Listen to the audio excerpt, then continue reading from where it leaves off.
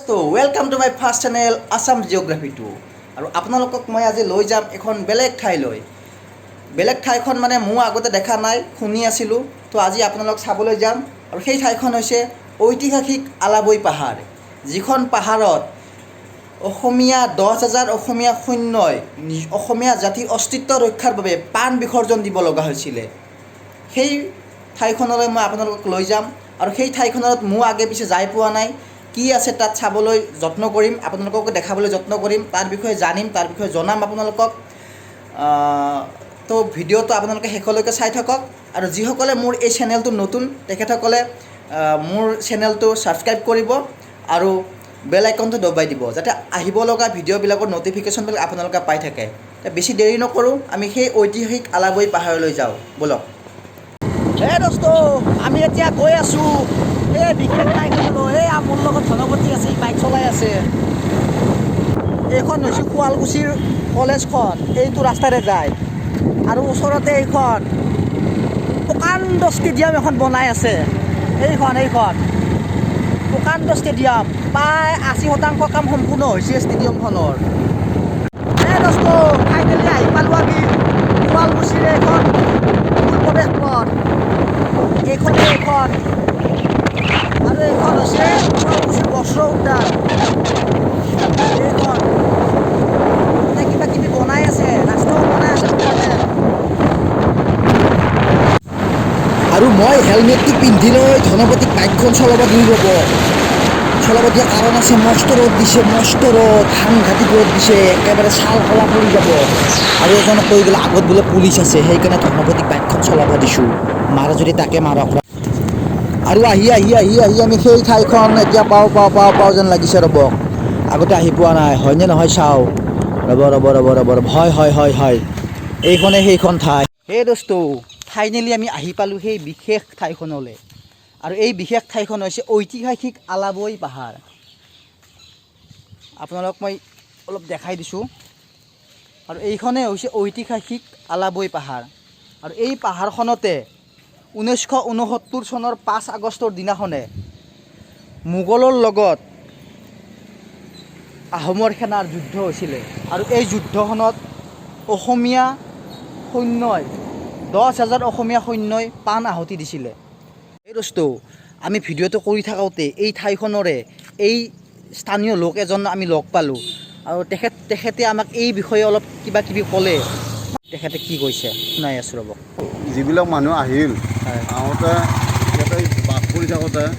মাটিৰ বাচন কিছুমান আছে না মাটিৰ বাচনৰ কলাবিলাক আমাৰ ঘৰখনতে মাটিখনতে তাতে কলাবিলাক ওলাইছিল মানে আপোনালোকৰ ঘৰত মাটি খান্দোতে মাটিৰ বাচনৰ কলাবিলাক ওলাইছিল মাটিৰ বাচন ডাঙৰ এনেই বাচনবিলাক ওলাইছিল মানুহৰ হাৰা চাৰাও 2 পোৱা গৈছিল সেনেকৈ মানুহৰ হাড় দি পাইছে আচ্ছা এনেকৈ কিছুমান বস্তু পোৱা গৈছিল এইটো মানে খান্দিলে বোলে শুনিছোঁ এতিয়াও খান্দিলে মানুহৰ হাড় দি পোৱা যায় কিছুমান পাহাৰৰ ঘলনি আছেতো ঘলনিবিলাকত মানে যুদ্ধ চলিছিল তাতে বহুত বস্তু পৰিও গৈছিল এতিয়া কিছুমান মানুহ গৰু চৰা লৰাই বহুত লৈ গৈছিল আগে তৰোৱালো পাইছিল নেকি ইয়াতে আচ্ছা এতিয়া মানে সেই জংঘলৰ মাজত আছে যদিও গম নাপাওঁ বহুত জংঘল বহুত জংঘল মানে সেইবিলাক মানুহ চানুহ নাযায় আৰু এতিয়া মানুহ চানুহ নাযায় আগতে গৈছিল লগতে মানে ভাল বস্তু আছিল কিন্তু সেইটো বস্তু মানে ধ্বংস হৈ গ'ল ভাল বস্তু আছিলে শিলৰ কিছুমান ঘৰ আছিল শিলৰ ঘৰ আছিলে এই শিলৰ ঘৰ নাই ফাটাই পেলাইছে এইবিলাক শিলৰ ঘৰবিলাক কোনে ফাটাইছে মানুহবিলাকে যাৰ মাটিৰ মানে দখল আছিল শিলৰ ঘৰবিলাক কেনেকুৱা শিলৰ ঘৰবিলাক শিলৰ মানে শিলিক খুলি মানে জোন আছিল জোন থাকি পেলাই ঘৰ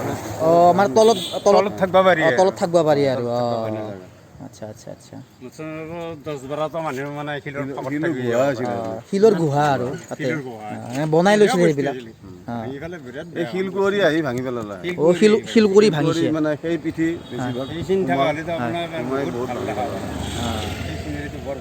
শিলটোৰ ওচৰত সোমাই যায় ভিতৰত বঢ়িয়াকৈ থাকে ওপৰত পানী পৰে সিহঁতৰ গাত নপৰে পানী নপৰে আৰু এইটো ফেটাই শিল বুলি কয় মানে তাতে সেই যুদ্ধৰ সৈনিকসকল লুকাই আছিল আপোনালোকে শুনিলে ইয়াৰ স্থানীয় ব্যক্তিজনৰ মুখৰ পৰা কিছু কথা আৰু এইখনেই হৈছে এই বিখ্যাত আলাবৈ পাহাৰ যিখন পাহাৰত 10,000 অসমীয়া জাতীয় অস্তিত্ব ৰক্ষাৰ স্বাৰ্থত প্ৰাণ আহুতি দিব লগা হৈছিলে। আৰু এই যুদ্ধখনকে বিখ্যাত আলাবৈ ৰণ বুলি কোৱা হয়। আৰু এই ৰণখন হৈছিলে 1969 খ্ৰীষ্টাব্দৰ 5 আগষ্টৰ দিনাখনে। এই যুদ্ধখন হৈছিলে আহোম আৰু মোগলৰ মাজত। এই আহোমৰ আৰু মোগলৰ মাজৰ যুদ্ধখনত আহোমৰ সেনাপতি আছিলে লাচিত বৰফুকন আৰু মোগলৰ সেনাপতি আছিলে ৰামসিংহ।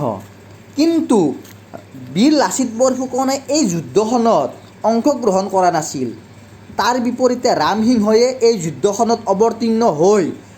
এইখন পাহাৰৰ ওপৰতে তেওঁ বহি এই যুদ্ধখন পৰিচালনা কৰি আছিল। প্ৰথম অৱস্থাত মোগলৰ বিশাল সেনাদলক অসমীয়া সেনাসকলে আক্ৰমণ কৰি তেখেতসকলক খেদি পঠিয়াইছিলে। অৰ্থাৎ মোগলৰ বিশাল সেনাদলে অসমীয়া সেনাক আক্ৰমণ কৰিব পৰা নাছিল। আৰু অসমীয়া সেনাই তেখেতসকলক খেদি থৈ আহি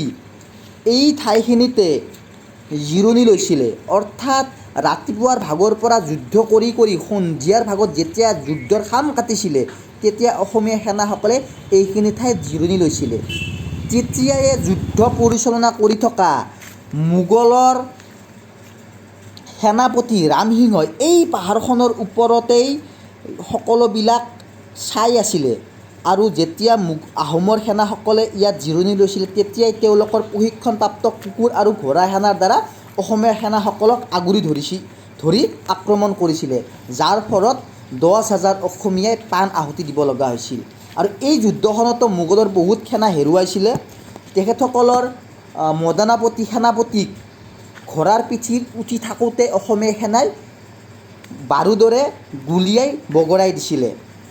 আৰু তাৰ পিছৰ শৰাইঘাটৰ যুদ্ধত এই যুদ্ধখনৰ অন্য এজন মোগলৰ সেনাপতি মীৰ নৱাবক বন্দী কৰি হত্যা কৰা হৈছিলে। এয়া আছিল অসমীয়া যুঁজাৰুৰ বীৰত্বৰ কাহিনী। অসমীয়া জাতিটোক প্ৰতিষ্ঠা কৰিবলৈ যিসকল অসমীয়া বীৰে তেওঁলোকে প্ৰাণ বিসৰ্জন দিলে, প্ৰাণ আহুতি দিলে, সেইসকল বীৰ অসমীয়াক আমি শ্ৰদ্ধাৰে সোঁৱৰিছোঁ। তেখেতসকল এই আত্মবলিদান আমি কেতিয়াও নাপাহৰোঁ। তো আপোনালোকক এই ভিডিঅ'টোৰ দ্বাৰা সেই অসমীয়া বীৰসকলৰ কিছু কথা ক'লোঁ, আলবৈ ৰণৰ বিষয়ে কিছু কথা ক'লোঁ। তো আপোনালোকে ভিডিঅ'টো চাই কেনে পালে জনাব। আৰু ভিডিঅ'টোত কিবা যদি ভুল হৈছে তেতিয়া আপোনালোকে ক্ষমা কৰিব। ধন্যবাদ। জয় আই অসম।